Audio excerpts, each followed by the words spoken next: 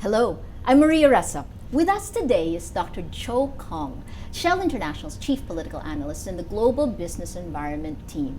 He'll talk about Shell's new lens scenarios, different ways about looking at the future. They explore what the global system will look like in the 21st century. Dr. Kong, thank you for joining us today. Thank you, Maria, for having me here. Well, where are we today? How do you see where we are right now? You know, Maria, we do a wide range of work in the team of which I'm part of. But every 4 to 5 years, we pause and take stock of where the global picture, what it looks like. And I think we come increasingly to the view that we're at one of those turning points in history where things are going to be very radically different in the future from the way they've been in the past.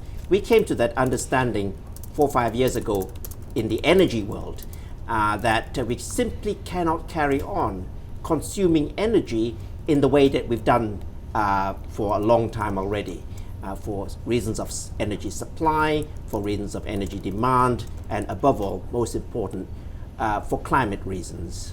But we've come to the view that now we face a range of other critical transitions in geopolitics. People talk about the shift from west to east. We've seen the recent summit between Xi Jinping and Obama, you know, the two great leaders meeting and conferring. And they actually came to agreement about many things, but not about cyber espionage.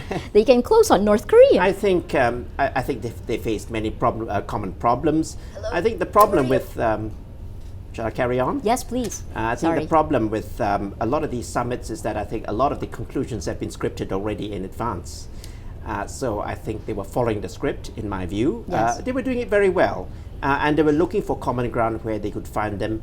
I think as citizens of the world, you and I, Maria, I think we would have liked to see them reach agreement on lots of other difficult issues.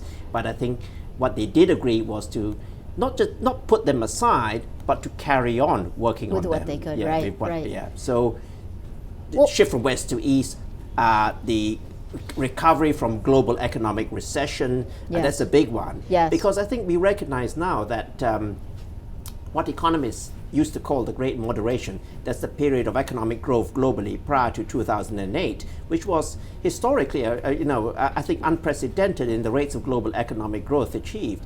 Rather than the Great Moderation, I would call it the Great Illusion, because that economic growth model was founded on debt in the developed world, and on an export-oriented model among certain countries. Right. China, Germany also for that matter, and of course what one country exports another country imports, and you build up surpluses and deficits which cannot carry on forever. Correct. At some point there has to come a resolution, and I think we're there now. Well, it's interesting because both the developing and the developed worlds had it. We had the Asian financial crisis in 1997, and we had the 2007 financial crisis in the States, and we're still having to find a way to not deal with debt. Indeed. You see, what we see is that certainly in the U.S., they're the beginnings, hopefully more than just the beginnings of recovery. Okay. But I think overall, I think the outlook is still very uncertain. What's very clear is that there's no way to go back to that old model and say, let's just revive things and carry on doing what we used to do in the good old days. We need to look for new models of how we run our economies, of how we govern ourselves, of how we relate to each other as countries and as peoples. And that's what the Xi Jinping-Obama summit was essentially about. And we will have to do so within a context that's very different from what the old familiarity, if I could put it that way, that we were so used to in the past. But it also doesn't seem to be just on economic issues. It seems like everything. Technology has fundamentally changed everything. And you talked about this in your ocean scenario. Indeed. What does that mean? Could you tell us a little bit more about it? Firstly, let me make the point. It was pointed out when I gave that presentation this morning. Oh, let's look at today. Let's not think about tomorrow. Why do you say, for instance, we can have so much more solar tomorrow? Don't you recognize the technological obstacles? Yes, of course I do. Yes. But let us recognize that the world doesn't stand still. And it's moving fast. Technology doesn't stand still. It's moving very fast. But just consider this. If we look at where we are today, and just as a little thought experiment, wind back one generation, wind back 25 years, and ask yourself, how did technology look like I would wager we wouldn't be sitting here together talking to each other in the way that we are today. Correct. And Maria, you can only wonder at what we might be doing, you or I, 25 years from now, because it will be very different again in ways that are very hard to think about. Because, of course, the problem with predicting technology, it's not that we don't recognize that technology moves on, but the important factor is people. Yes. How people use technology. There's that famous quote, and I can't remember, I don't have it in front of me, but that guy, I think, who founded or CEO of IBM, who said many years ago, I think in the world there's a market for 5 supercomputers. Now hang on a second, everyone's using that. And even that, we've got smaller iPads, Yes. little things we slip into our back pocket. Yes. And that's today. Right. If you think that's today, what is it 25 years from now? Well, they even have ways of quantifying it, right? Morse number, Morse law, which says that the chip will is doubling at a certain rate. There could be little things inside of us computing how we ourselves respond. I hope I won't become a robot, Maria. I hope I'll still be me. Have you heard about the singularity? Again, another way of looking at the future, right? Is that something that you find? Singularity just basically says that our computer chips that will be so sophisticated that at some point it should be able to have a mind, a unified mind. Is that something that you've looked at, singularity? I think in bioengineering or advances that we have in biochemistry and in these life sciences, they're raising all sorts of moral issues around today. Yes. And we're grappling with them, and we're seeking also views of others in our community, religious leaders and others, to help us think through that moral maze. And of course, there's a multitude of voices coming from all quarters telling us what's the right way to go. I think, this is just the beginning. 25 years from now, who knows what the issues will be, but they'll be very serious ones. I think the issue between what's human and what's machine could become a significant issue. It's hard to say, but in our scenarios from this morning, we do accept that technology will increase at an exponential rate. And in one scenario, it literally explodes. In the other scenario, I have to say, because also when we look into the future, we recognize there are trends and counter trends. It's like a river flowing downstream. Deep below the river, there's an undertow. Yes. So does the undertow at some point come to dominate the flow? And that's the question we have. And sometimes people say, well, I just like a bit of order and stability in my life. And a bit less of this unpredictability, please, Maria, please, Cho, a bit less of this. And we can see shifts. Sometimes it's 2 steps forward, 1 step back. And we try to encapsulate these contradictory spirits within the scenarios that we've come up with this year in 2030. You identified 3 lenses that you were looking at the 2 scenarios, right? And the 3 was prosperity, leadership, and connectivity. Yes. Could you take us through prosperity? When you talked about it, the gap between the rich got richer. I mean, tell us what that means and the implications. Yeah, because this is something which I think is very important for all of us to understand. We've always argued that globalization is good for us, that globalization brings prosperity. Hang on a second, Maria. Globalization is good for us? Well, it depends on where you stand. Correct. It's good for some of us. It's maybe less good for others. And the chart I showed in that presentation really realized it's not our data. That's World Bank data. And what it showed was very clearly that some people win and some people lose from globalization. And not lose in an absolute sense of declining living standards, but not increasing. Yes. And you know this, life is relative. I judge how well I do by what I see around me. Correct. And unfortunately, people have this idea that life is a zero-sum game. If you're doing better than me, it's because you've taken something from me. And it's an understanding of that actually globalization has had differential impacts on us. That's, I think, at the heart of this prosperity tension, dilemma, or paradox that we see. And most importantly, we have in the developing countries a new group of people who have become better off, who are now better educated. The question is, what will they ask for next? I have to say, I'm part of that lucky generation. Yes. My parents experienced the Second World War. I grew up I was born after that great cataclysm. Yes. I lived through a period of peace. Relatively, of course, there were tensions and conflicts, but relative peace, not the sort of disorder that they saw. I lived through a period which an earlier generation from me fought and achieved independence. Yes. So very important for many developing countries. And I was the beneficiary. And I lived better than my parents. And it's wanting to so we were the lucky generation, Yes. but it's wanting to see that carry on and recognizing what is happening next to that group. Because at the other extreme, there's another group who've lost out from the globalization process. Correct. In the sense that their incomes have not increased or have increased a lot less Right. in the real terms. And this, again, I stress, is not our data, it's World Bank data, which researchers have said, look, this is how the curve goes. Yeah, there are people who have gained less. In other words, in the relative perceptions, they've lost out from globalization. And it's managing the tension between the two, recognizing that that exists, and then, so the first way to deal with a problem is to recognize it exists. Yes. Once you know it exists, you can then work to try to resolve it. So that's the prosperity tension or paradox as we see it. Well, in the Philippines, people say that there's only a small percentage, the 1%. And the United States has the same thing. I mean, is there a global, that disconnect, the gap between the rich and the poor? Do you have a global... Yeah, I don't have the figures in my head just right here, but Yeah. I think it's very clear in the chart that I Yeah. showed. And the other interesting thing, of course, is what happens at both ends of the scale. So the very poorest, Yes. yeah, they have gained from globalization to a modest degree in real terms. Compared to the rich who have gained tremendously. Well, hang on a second. First, Go. they have gained in the sense that their standard of living has risen from where it was 20 years ago. Yes. But the absolute richest, so the 0.01%, have gained immensely. So it's a winner-take-all culture. This has nothing to do just with the Philippines. No, it's global. We see it Really. all Yeah, over the yeah, place. yeah. I mean, that's the why we big have Occupy Wall Street. Well, Occupy Wall Street, a big issue in the US is the whole question of how has the middle class fared? Because the middle class has not seen their real standards of living rise. And that's, I think, something that we need to think about. I said earlier that we need to look for new models of growth because the old models no longer work. And the old models also, I would argue, didn't deliver to a lot of people. That's the prosperity tension. Interesting. And what solutions do you see moving forward? Now,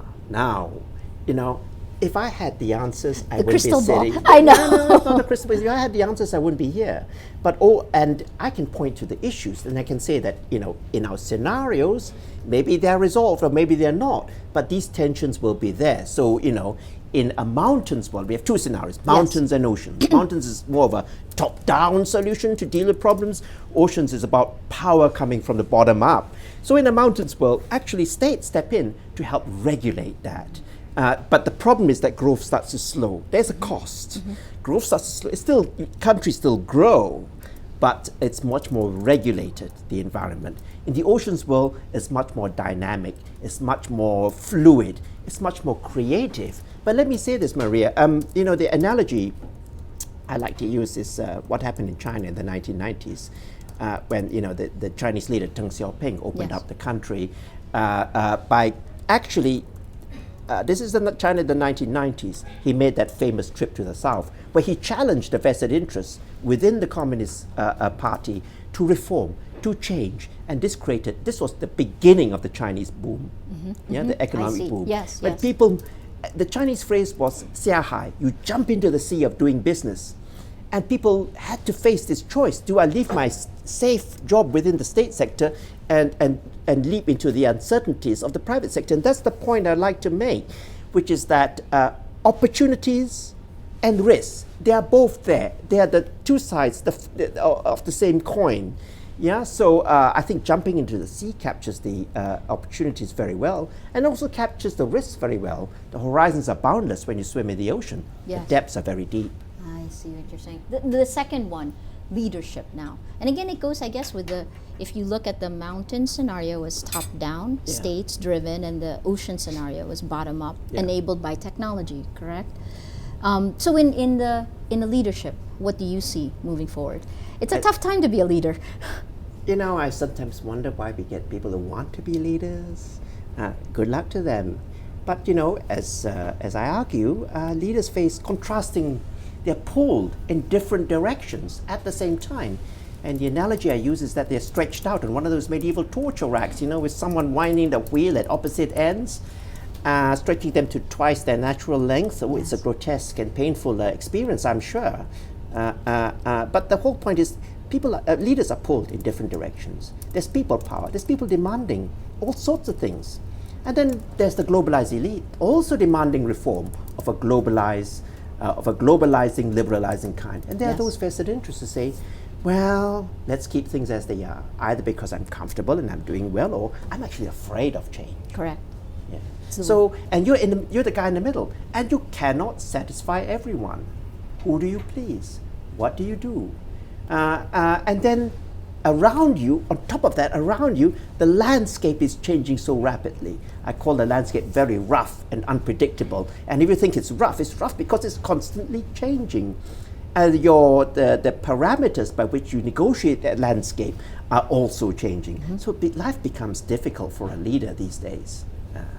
And depending on how they deal with it, which tools they use, then you put a mountains or ocean scenario. Well, to me, and let us be very clear, I have these two scenarios, mountains top down, oceans bottom up. Right. But both scenarios require change. Okay. So it's not that one scenario is about the status quo and the other scenario is about change. Both scenarios require change, but with the understanding that in a mountains world, you're changing, but within the spirit of wanting to preserve as much as possible of what you carry from the past, your status quo, right. your inheritance from before. So it is change in order to keep things as stable as they can, but you have to recognize you've got to change. I mean, that famous quote I used from Giuseppe de Lampedusa's novel *The Leopard*. If you want to keep things as they are, things have got to change. You have to run and to the other stay scenario, in place. sorry? You have to run to stay in place. Well, the run to stay in place applies to both scenarios, because in the oceans world, that it's moving so fast. Yes. That the dangers you get left behind. Yes. And you have to move very quick too if you're going to keep up with the front runners. Well, the third big thing you talked about is connectivity. Yeah. What do you mean by that? Well, we laud connectivity, of course, because it is there's many positive things in bringing together people.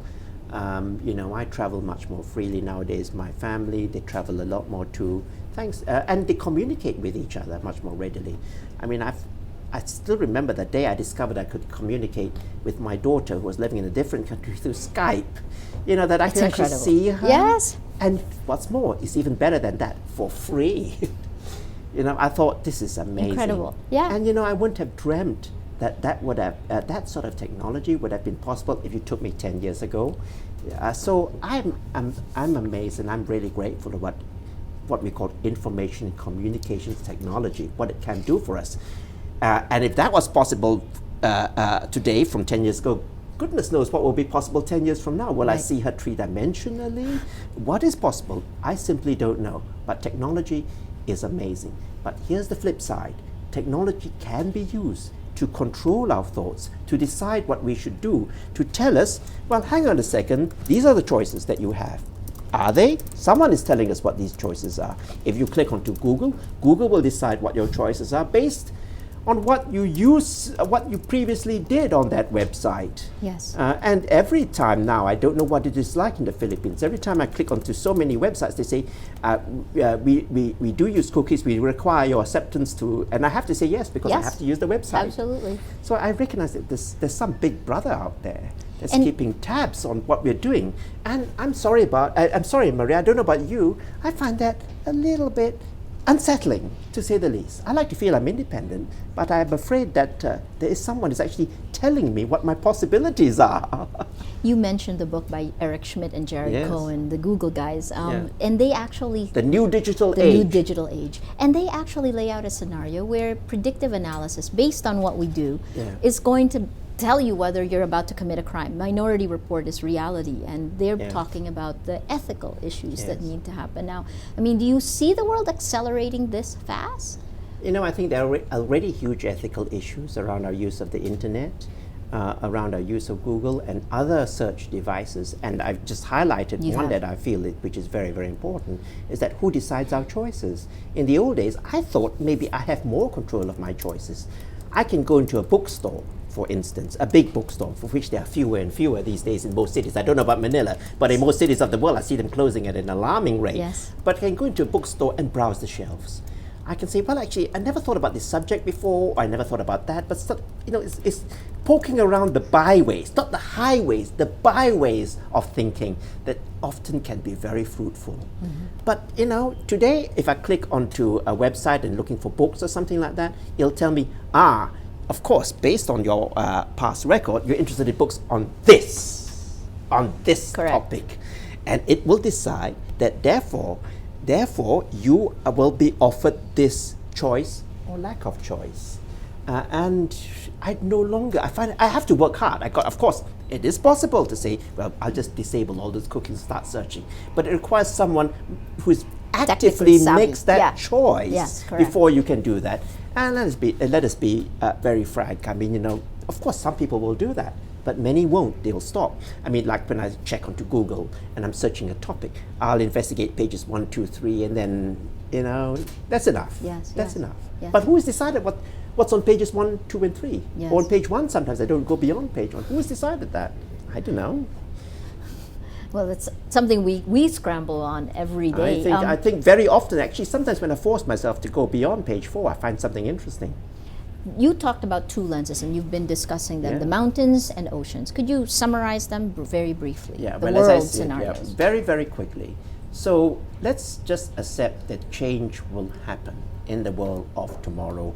I think we're at a turning point in the history of humankind, of the kind that we've seen before in the past, the great decolonization drive of the post-1945 era, the liberalization drive of what we saw in Europe in the 19th century, and so on. I could go on. Age of industrialization. And age of industrialization, etc., etc. So we are at a similar turning point in global history, is what I would argue, that we see transitions coming in a range of areas.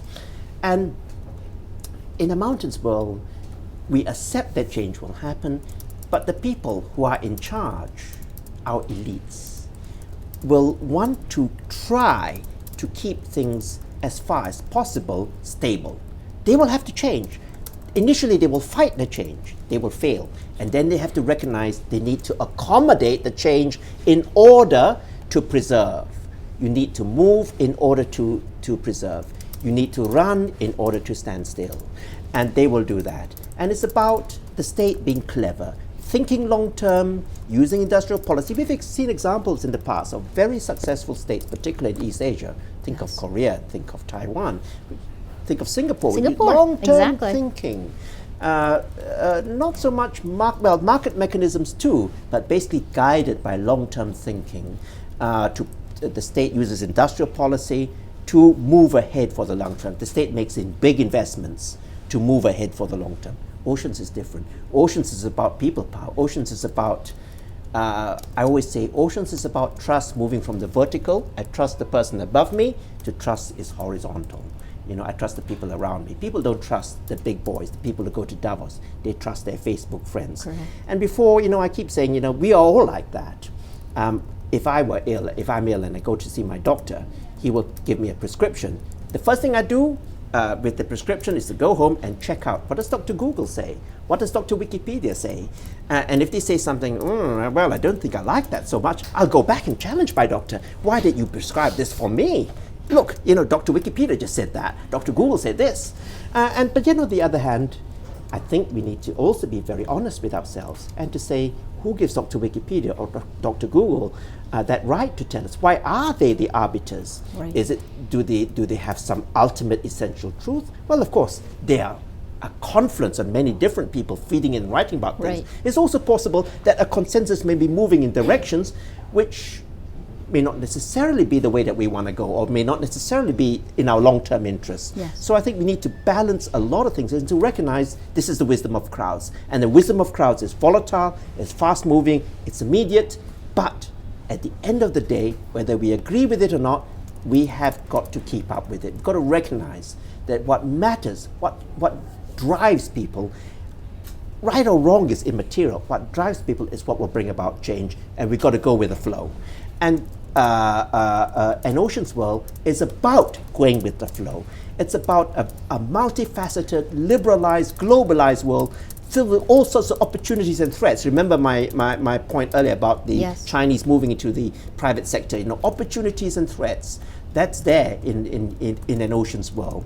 And a very fast changing landscape. As we shift, as our understanding shift, we go with the flow. There's no ideology, whether it's capitalism or Marxism or whatever ism. It's not a world of isms. It's a world about what works. If there is an ism, it's pragmatism.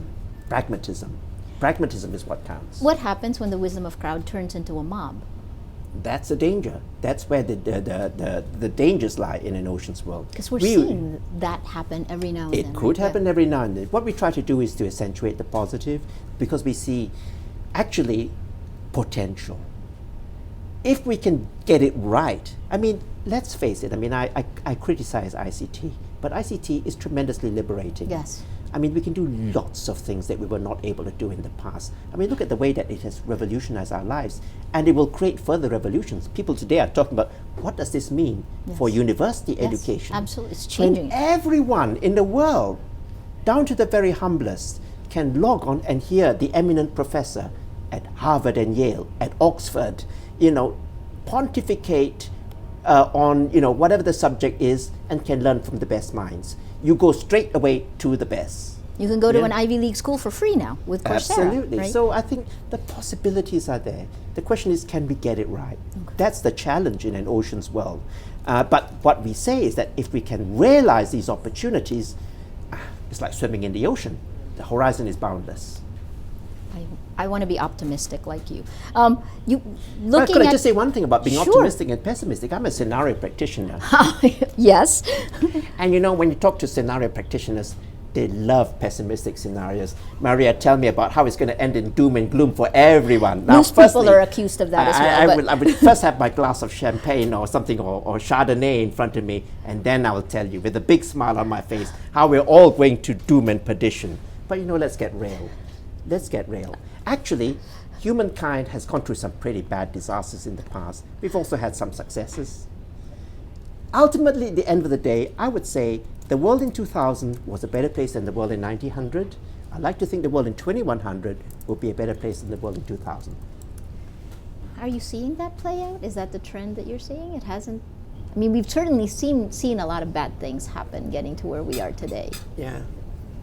Look, what I talk about is that, what I said to you just now is that we're at a turning point. Yep, absolutely. Turning points are very often, maybe usually, turbulent.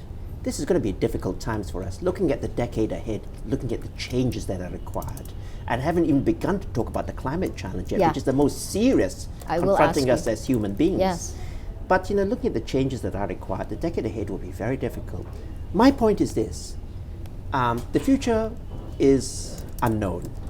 We simply have no idea. There's an Arab proverb, by the way, which says that those who foretell the future, even if they get it right, are lying. Because no one can foretell the future.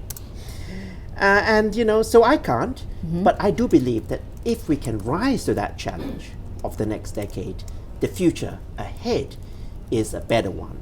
I wouldn't say it's brilliant, because no future in which we live as human beings will ever be paradise. Yes. But it will be better, hopefully, than the one that we're in today. But we have to work through and make these difficult choices that we face today. And in a way, the scenarios that we've come up with are ones which say, look, folks, we have some very difficult issues that we need to confront, and we've got to rise to the challenge. So let me ask you that, the main issues now that needs to be dealt with on a global level. Well, I talk about the need for reform. People say, China, you need to reform. The US, you got a dysfunctional, Yeah. Everyone needs to reform. The point is your economic model, is your governance model past its sell-by date? If so, you do need to think seriously about how to make it relevant for today, how to make it work. This is very important. But even more important than that, when we look at energy, we realize the stark realities of climate. And what we have, a very, very simple is a very, very simple but stark message on climate. And may I just, before I say anything further, may I just say that we have within the team of which I'm part, we have another sub-team that does very, very detailed energy modeling and energy quantification. Okay. So the numbers that I go with on energy supply and demand come from within the team. But we then take these energy numbers to a group of climate scientists at MIT in Cambridge, Massachusetts. And they're, of course, climate scientists in many different locations. We choose to work with the guys at MIT because we have huge respect for them, as for others. Yes. And they're one of the best. But you have to choose. Yes. So we chose to work with them. And they give us the climate consequences of the energy numbers. And what they say is, with the two latest scenarios, mountains and oceans, both of them put us, meaning the world, on an unsustainable climate pathway. So we are we use 2 degrees centigrade. It's a sort of convenient benchmark. Let's recognize it's just a benchmark. We believe that we can manage climate problems within the 2-degree boundary, but above 2 degrees, it gets just too difficult and too dangerous. And in our 2 scenarios, according to these climate scientists, we're somewhere between 3.3 to 3.9 degrees. But even more than that, I make the point that it's not the absolute rise in temperature that is so worrying. I mean, that's serious, but it's not the rise in temperature, it's climate variability. And the implications of climate variability for a range of other indicators, whether it's water, food.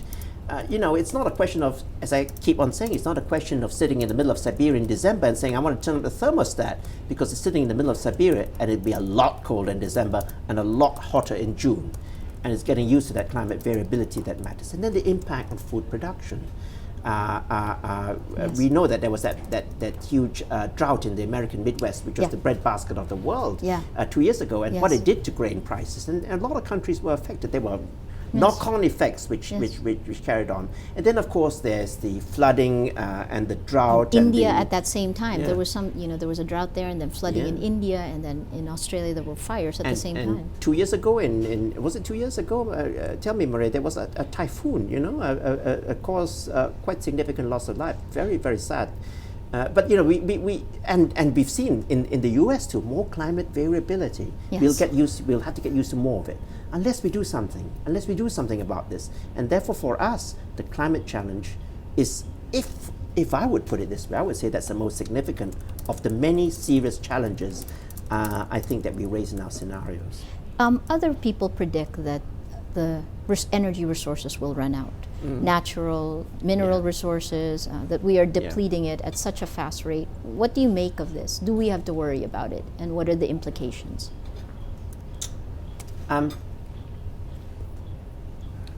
Let me put it this way. Many years ago, in the 1970s, there was a Saudi Arabian oil minister called Sheikh Yamani.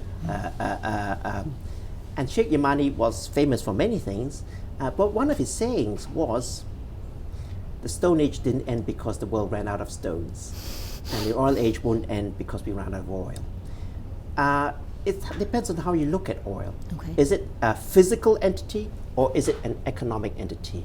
If it's a physical entity, of course, by definition, as you use more of it, there is less left. But there's still lots of it around. As an economic entity, it depends on the price. As the price rises, more will be available. And one more point, technology. Technology will enable us to extract more and more of the energy, of the oil and gas reserves that we know are there. And a very simple example, Maria, look at the shale gas revolution in the United States. Shale gas, even I think more and more so now shale oil. And this was something that no one saw 10 years ago. And then 5 years ago, suddenly it hit us in the face. Now, this is very interesting because actually everyone knew that the energy reserves were there. They were simply bypassed because the technology couldn't extract them at a cost. People talk about using atomic power to crack the rocks and so on. I mean, these were quite fanciful ideas of the time. But 3 things came together. 3 things, and technology came together. One was fracking. In other words, the ability to fracture the rocks. The rock, correct. The second thing is horizontal drilling. You go down 2 miles below the surface of the earth, and then you start moving horizontally. And the third technology was sensing technology. In other words, the ability to be 2 miles underground and to hit a target area the size of this glass table. Yeah, that's pretty impressive. I was once talking to an American guy, and he was going even further than that. He said, if 2 miles underground, if you have a door the size of this table, I can pick the lock on that door. Now, Wow. well, even allowing for a certain poetic license, Yes. shall I put it that Yes. way, is still pretty impressive just to hit Yes. a target area this size, that far deep underground. Put three things together, and then add in the support, the sort of legislation, the sort of operating conditions that we've seen in the US. There's plenty of capacity there. The investment incentives were there. And so companies were encouraged to go out to prospect. And then the technology came right. Technology is very important, I think, so that more and more of these resources, which we say, well, anyway, we know they're there. Yes. But at some point, who knows? The technology means we can extract it. The question now is what we see taking place today Yes. in the US. Can it happen elsewhere? Can the shale gas revolution that we see in the US be replicated in other countries? That's an open question. I don't have an answer to it. What we do know is the geological potential is there, and it is very promising. But of course, operating environments in other countries will be very different from operating environments in the United States. So we shall see. I think the jury is out on that. We are hopeful. We are looking in other areas too as a company. But I think the bottom line is we are hopeful that they will be realized. But if they are realized, if these reserves are realized, they'll be realized in very different ways from the shale gas revolution that we've This is seen a in far the more US. optimistic scenario than others I've seen. There's a book that came out last year that talked about how the world will run out of coal. We will have, because energy will die down, countries will go in, the conflicts will escalate, and there will be food shortages. I mean, do you see as grim a scenario as that? I think we face a huge challenge on the climate front. That is something that hopefully will not cause conflict. It's very hard to find incidences of conflict caused purely for climate reasons. But there may be examples. I'm not a professional historian. Maybe professional historians can come up with examples. But to me, climate is more serious than resource scarcity. So that's actually the trigger. In the sense that we look ahead and we see a world in which resource demand will not stand still, it will rise. Because, of course, the developing countries are where we will see the demand grow. And we do expect the developing countries to grow. So the demand for oil and gas, for energy, will take off. Yes. And then you say, well, let's look to see how we can grow renewables. So we're talking about solar, wind, maybe nuclear as well. But certainly in one of our scenarios, solar is the big winner. Solar becomes the largest primary energy source in the second part of this century.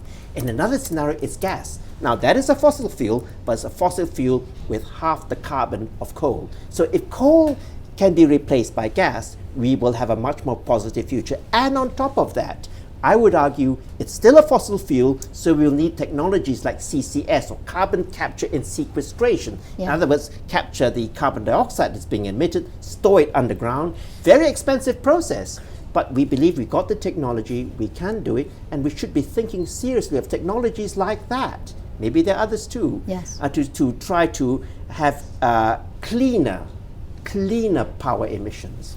I have monopolized your time, and I haven't thrown you any social media questions. Let me throw you one. That's fascinating. At Mitch Rocky on Twitter asks, "What's a likely energy scenario for the Philippines?" That's my list. I'm not an expert on the Philippines, Maria. You're an expert. Maybe Mitch is an expert too. And there are lots of other experts here in Manila. I'm pretty sure who can answer that question more directly. Let me say this thing, that certainly when we look at Southeast Asia, including the Philippines, we see the same trends in the sense that in one scenario, solar becomes very significant. Yes. And you can see the potential for solar in a tropical country like the Philippines. And that is a green energy source. Mm-hmm. It is non-carbon emitting, and that would be positive. And there's a lot of potential there. Something that's particularly unique, I think, to Southeast Asia is elsewhere too, but not everywhere, is geothermal. Mm-hmm. And you see signs of that with the sort of, the sort of geological formations that you have, volcanoes and so on, in the Philippines, in Indonesia, in countries like that. In the Philippines, we have 50% hydropower. which is strange, but it's unreliable. I think that's part of the reason. Now, we're this is the other thing about renewables and so on. You know, the wind doesn't blow all the time. Yes, absolutely. Well, maybe in Manila, I don't know, in the Philippines maybe, but in many countries in No, northern not hemisphere, Yes. you know, there are days when it gets very grey, and those grey days can seem to go on forever. Yes. And so you need to develop two things. One, you need storage capacity, and I think, you know, technology needs to move to actually increase our ability to store energy better than the way we have. We lose so much of it in the storage. And the second thing is you need a backup energy source. And we believe that for that purpose, gas is a good technology in the sense it's less polluting than other fossil fuels. And it's there as a backup to bring in. It's a bit like your hybrid motor vehicle. You know, everyone talks about the Toyota Prius. It's a hybrid because when the green bit starts to lose power, then the combustion engine kicks in and starts to supply power. You know, you need both. And that's the transition, of course. We need to move, I think, more and more towards non-fossil fuel sources. But in the interim, let's look to fossil fuels like gas, which emit less carbon. Let's look to technologies like CCS, carbon capture and sequestration, to reduce the carbon dioxide that we emit.